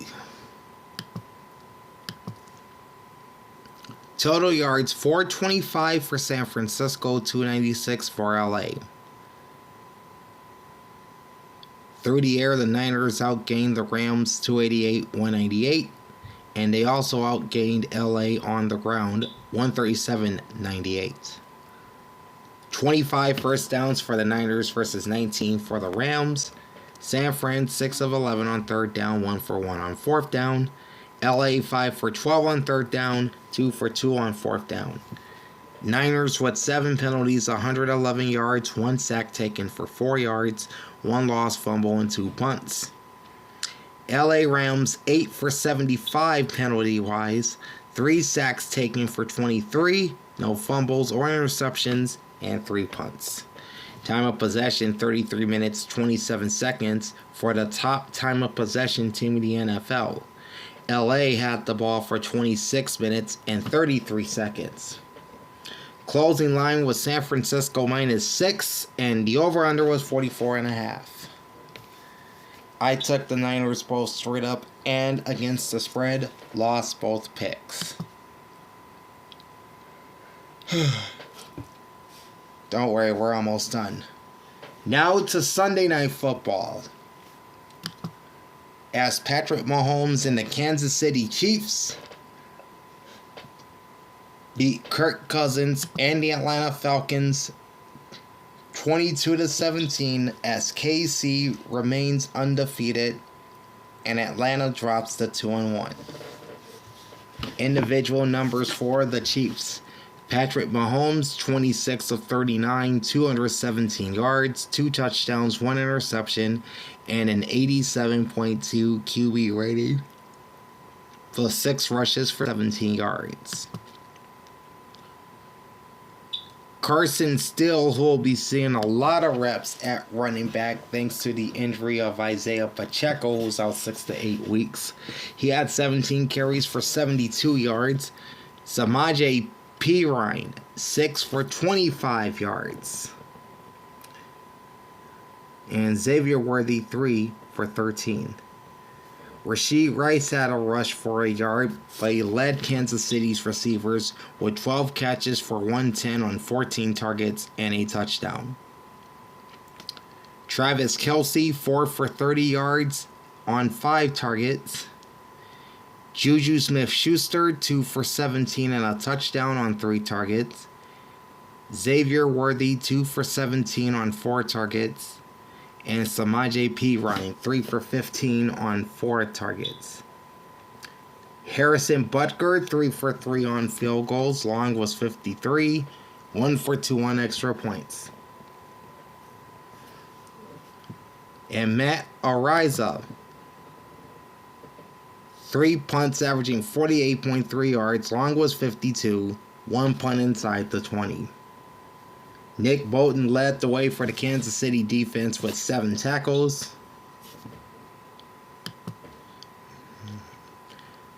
He had 6 tackles in a pass defense by Brian Cook. Shamari Connor, 5 tackles, 2 passes defense, and an interception. Justin Reed closes with 4 tackles. Mike Dana had 3 tackles. And then both Jalen Watson and Tershawn Wharton closed with 2 tackles and a pass defense each for the Chiefs. And for the Falcons, Kirk Cousins, 20 of 29, 230 yards, 1 touchdown, 1 interception, 89.7 passer rating. Ground game was pretty non-existent for Atlanta. Tyler Algier led the way with 7 carries, 32 yards. Bijan Robinson, 16 for 31 and a touchdown. Plus 2 catches for 21. Drake London, 6 for 67 and a touchdown on 9 targets. Darnell Mooney, 8 for 66 on 8 targets. Kyle Pitts, 2 for 59 on 5 targets. And Ray McLeod, 2 for 17 on 3 targets. Younghoe Koo, 1 for 1 on field goals, completing from 54. 2 for 2 on extra points. Bradley Pinion, 3 punts, averaging 54. Long was 65. 1 touchback. Okay. Troy Anderson and D. Alford led the Atlanta defense with 7 tackles each. Caden Ellis with 5 tackles. Jesse Bates, 4 tackles and a pass defense. Let me rephrase that. Then there's Mike Hughes with 3 tackles and a pass defense. And Justin Simmons, 2 tackles, a pass defense, and an interception for the Falcons.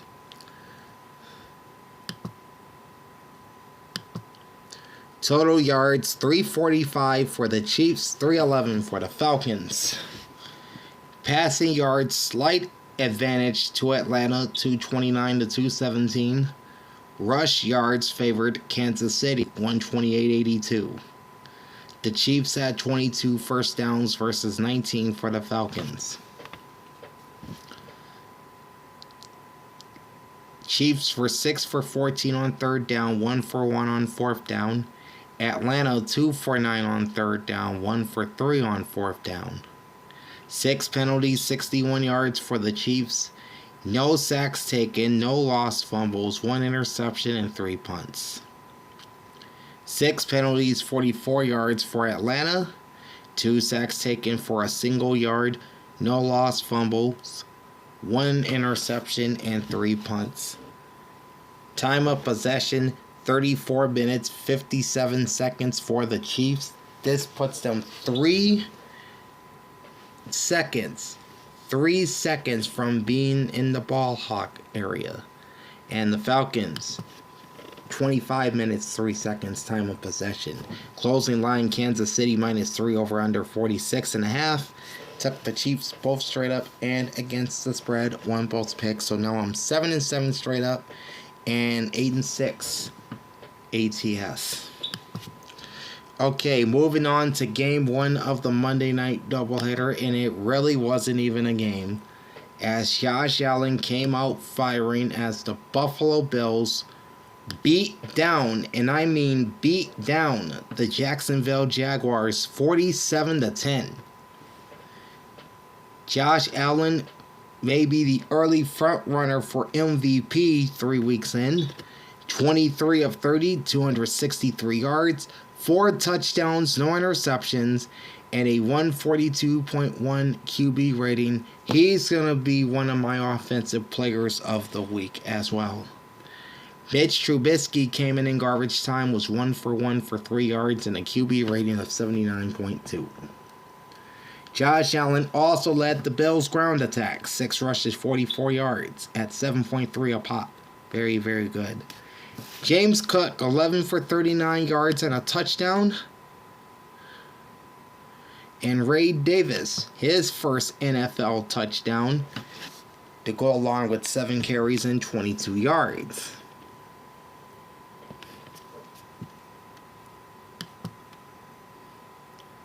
Khalil Shakir led the Buffalo receivers, 6 catches, 72 yards and a touchdown on 6 targets. James Cook, on top of his rushing numbers, had 4 catches for 48 on 5 targets. Dalton Kincaid, 3 for 41 and a touchdown on 5 targets. Next is Ty Johnson, 3 for 28 and a score on 3 targets. And Keon Coleman, 1 catch, 24 yards on his only target, and he made it count because that went for a touchdown.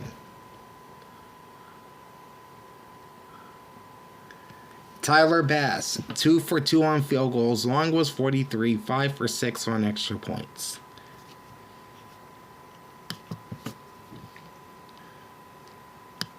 And Sam Martin, 1 punt for 49 yards, 1 inside the 20.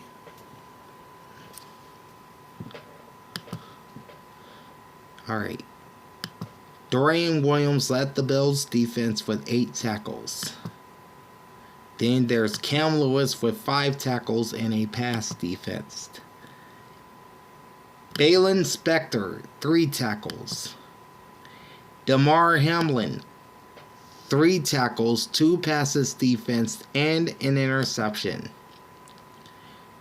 Christian Benford, 3 tackles and a pass defense. And Khalil Elam with 2 tackles and a pass defense. And for Jacksonville, bad night for Trevor Lawrence. 21 of 38, 178 yards, 1 touchdown, 1 interception, and a 65.5 passer rating plus 2 rushes for 3 yards. This is going to be the 8th consecutive start loss by Trevor Lawrence. The man has not won a start in over 300 days now. Mac Jones came in for Lawrence, was 5 of 8 for 22 with a 66.7 QB rating. Only one rusher to talk about here, and that's Travis Etienne. 11 carries, 68 yards. Plus 4 catches for 17 on 6 targets. Christian Kirk led Jacksonville's receivers. 8 catches, 79 yards on 10 targets. They have 5 catches, 48 yards on 9 targets for Brian Thomas Jr. Gabe Davis, 2 for 18 on 6 targets. And Parker Washington, 2 for 18 on 3 targets.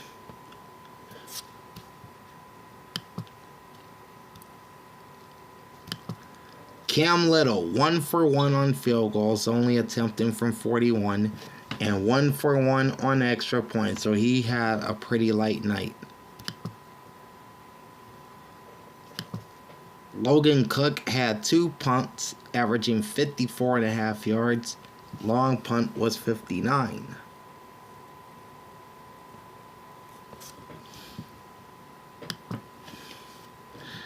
Antonio Johnson led the Jaguars D with 5 tackles. 4 tackles for each Montaric Brown and Ronald Darby. Von Miller with 3 tackles and a pass defense.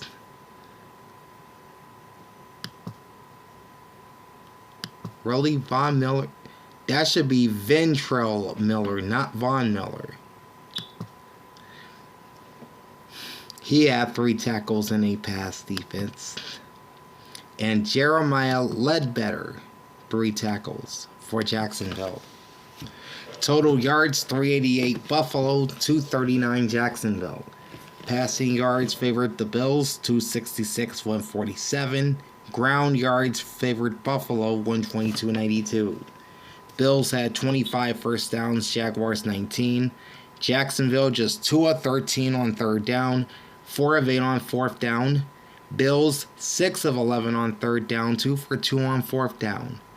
7 penalties, 45 yards for Jacksonville, 5 sacks taken for 53, 1 lost fumble, 1 interception, and 2 punts.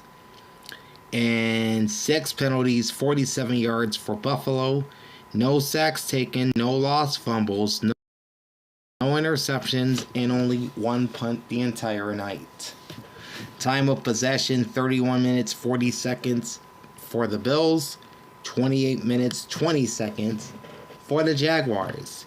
Closing line, Buffalo minus 4.5, over under 46.5. They covered that point spread by themselves. I took Buffalo straight up, but took Jacksonville with the points, which I think was a pretty huge mistake, unfortunately. So now I am down to 8-7 both ways. And probably the upset of the week as we wrap up this rundown is the Washington Commanders. Getting a solid performance from their rookie quarterback and taking down Joe Burrow and the Cincinnati Bengals 38-33 in the jungle in Cincinnati. By the way, the Bengals are 0-3 now. Could they be done here in 2024? Only time will tell. And how about this night for Jayden Daniels? He was 21 for 23.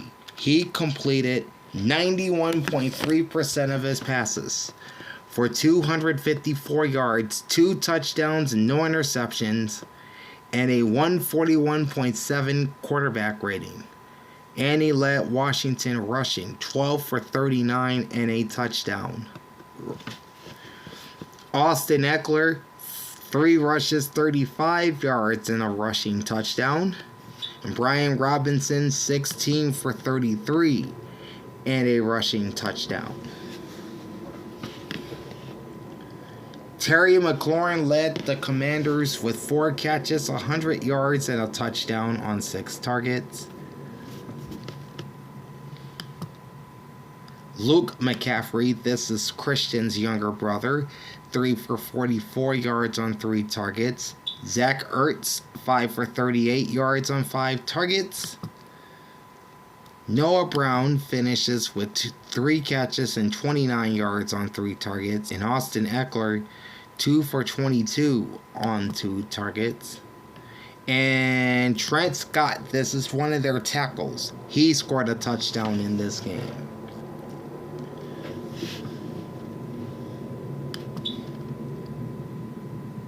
Austin Seibert, 1 for 1 on field goals. His only make was from 42. 5 for 5 on extra points, and no punts by Washington. The ageless Bobby Wagner led the Commanders' defense with 8 tackles. Former Michigan Wolverine Mike Sanderson, 5 tackles and a pass defense. Brian St. Juste had 4 tackles. Noah, last name I can't pronounce, he has 4 tackles. Same with Jeremy Chen. Frankie Louvu, 3 tackles and a pass defense. And Percy Butler with 2 tackles and a pass defense for the Washington Commanders. And for the now 0-3 Bengals, Joe Burrow did have a good night. 29 of 38 for 324, 3 touchdowns, no interceptions, on a 127.5 passer rating, and 1 rush for 4 yards. Okay, Chase Brown, 7 rushes, 62 yards, led the Bengals. Plus 2 catches for 7. Zach Moss, 12 for 58 and a touchdown. And 5 catches, 39 yards on 6 targets. Leading the charge for the Bengals is Jamar Chase. Who else? 6 for 118 yards and 2 touchdowns on 7 targets. Next is Andre Iosivas. Love that name. 5 catches, 52 yards, and a touchdown on 7 targets. Mike Gesicki, 4 for 47 on 5 targets. I talked about Zach Moss. T. Higgins made his 2024 debut, finishes with 3 catches, 39 yards, and 6 targets. And Eric All, 4 catches, 22 yards on 4 targets. Evan McPherson, 2 for 3 on field goals. Long make was 31, 3 for 3 on extra points, and no punts for Bengals either. So with that said, this marks the first time an NFL game had no turnovers or punts since 1940. Congrats to the Commanders and Bengals for accomplishing that. Meanwhile, Logan Wilson finishes with 6 tackles. Jermaine Pratt, 6 tackles and a forced fumble. Von Bell, 4 tackles. Dax Hill, 3 tackles. Cam Taylor-Britt also with 3 tackles, likewise for Geno Stone. Alright, total yards. Bengals with 436 yards and the Commanders with 356. Passing yards, 312 for the Bengals, 248 for the Commanders. Rush yards, slight edge to Cincinnati, 124 to 108. The Bengals with 30 first downs against Washington's 22. Both teams did well on third down. 5 of 9 for the Commanders, 6 for 10 for the Bengals. And both teams perfect on fourth down. 1 for 1 Cincinnati, 3 for 3 Washington. 3 penalties, 28 yards for the Commanders, 2 sacks taken for 6 yards. 5 penalties, 16 yards for the Bengals, 2 sacks taken for 12 yards. No lost fumbles, no interceptions, no punts. Again, the first NFL game since 1940 where both sides did not have a turnover or a punt.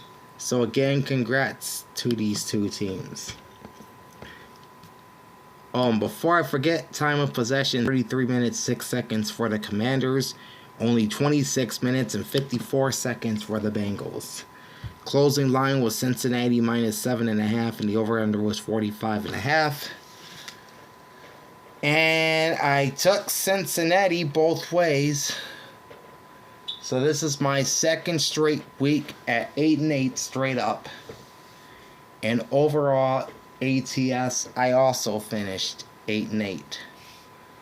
So my overall records after 3 weeks is 29-19 straight up, and 28-19 and 1 in my straight up picks. Alright, so now we can go ahead and go to the week 4 power rankings, which again I have been struggling with all morning and all afternoon. And this is what I came up with. Alright, here we go. Down 5 spots as the new number 32 team is the Tennessee Titans at 0-3. They play Miami in the first of the 2 Monday night games in week 4.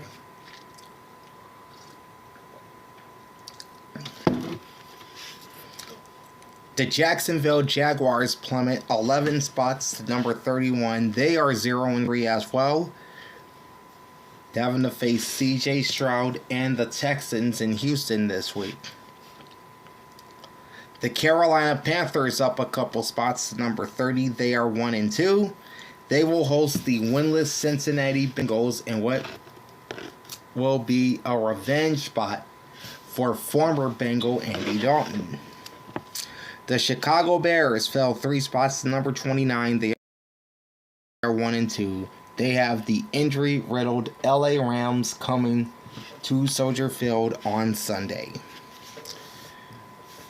The New York Giants, who also won last week, sits with a 1-2 record. They're at number 28, and they will host the Dallas Cowboys to kick off week 4 on Thursday Night Football.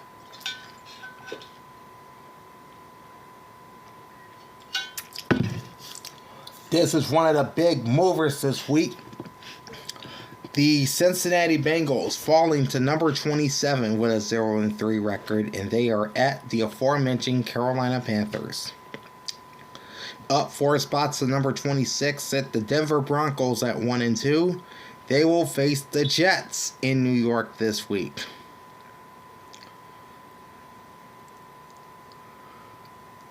Also taking a big drop, the Miami Dolphins down to number 25 at 1-2. They will host the Tennessee Titans on Monday Night Football. The Indianapolis Colts will move up to number 24 after beating the Bears last week, but they'll have it tough with the Pittsburgh Steelers coming to Lucas Oil this week. Despite losing to the Panthers, the Las Vegas Raiders are up a couple spots to number 23. They'll play the free-falling Cleveland Browns next.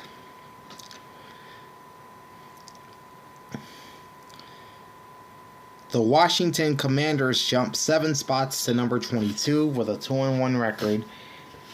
They will face the Cardinals in Arizona this weekend. Despite getting their doors blown off the Jets, the New England Patriots hold steady at number 21 with a 1-2 record. They will face the injury-riddled San Francisco 49ers. I know what I'm trying to say. Sorry for the awkward pause. The Cleveland Browns down a couple spots to number 20. They are 1-2, just like the Patriots are, and they are in Vegas this week against the Raiders. The Arizona Cardinals move up to number 19 despite losing last week. They are 1-2. And next up, they will host the Washington Commanders and Jaden Daniels. Yep, he's coming to the desert this week, y'all. Down 6 spots to number 18, the Dallas Cowboys at 1-2 after that near comeback against Baltimore. They play the New York Giants on a short week on Thursday night to start week 4. The Los Angeles Rams, with their upset of the Niners, they move up 6 spots to number 17 with a 1-2 record. And they are in Chicago to take on Caleb Williams and the Bears. Up a spot despite losing to the Steelers are the Los Angeles Chargers at number 16 and a 2-1 record. Now they get Patrick Mahomes and the Kansas City Chiefs into SoFi this week. And question is, will Justin Herbert play or not? We shall see as the week progresses. The Atlanta Falcons also move up despite losing, up 1 spot to 15 with a 1-2 record. They host the Saints. The Tampa Bay Buccaneers fall 5 spots to number 14. They are 2-1, and they get the Philadelphia Eagles in an NFC wildcard rematch from last year. The Bucs will try to beat the Eagles again. Meanwhile, Jalen Hurts and Philly looking for revenge. Up 2 spots to number 13 are the Green Bay Packers at 2-1. They will host the Minnesota Vikings coming up.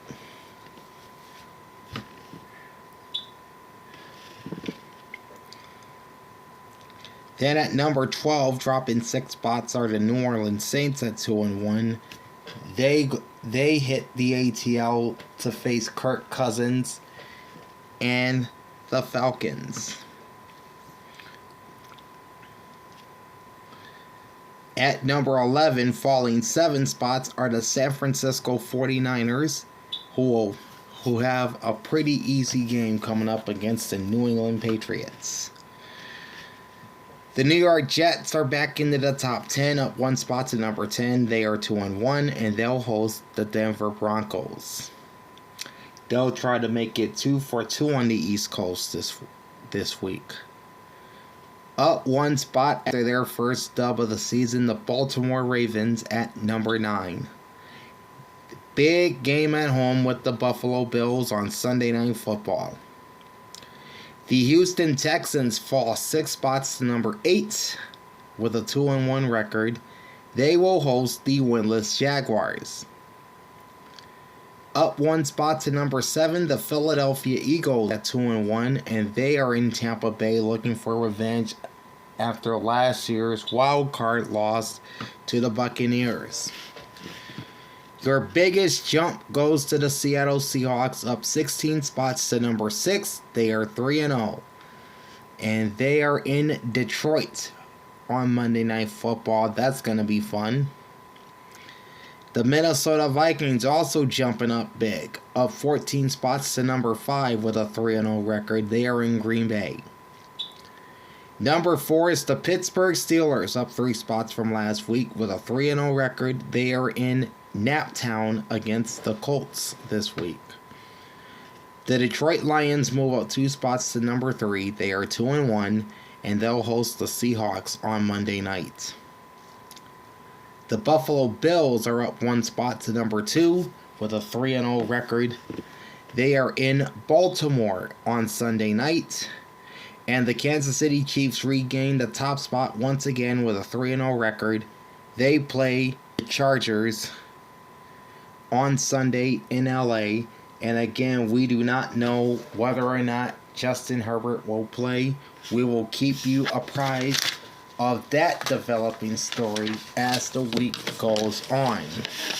And that is your week 3 edition of the week that was, taking a look at all the statistical numbers from every game this past week in the NFL, plus how I did in both my straight up and against the spread picks, which once again were not good. Hopefully we can change that next week.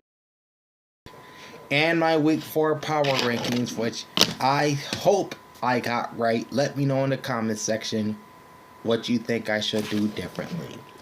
Like, comment, and subscribe to my channel. Ring the bell and get notified every time I go live. Big Al signing off. Thanks for watching and enjoy the Pigskin. Peace out.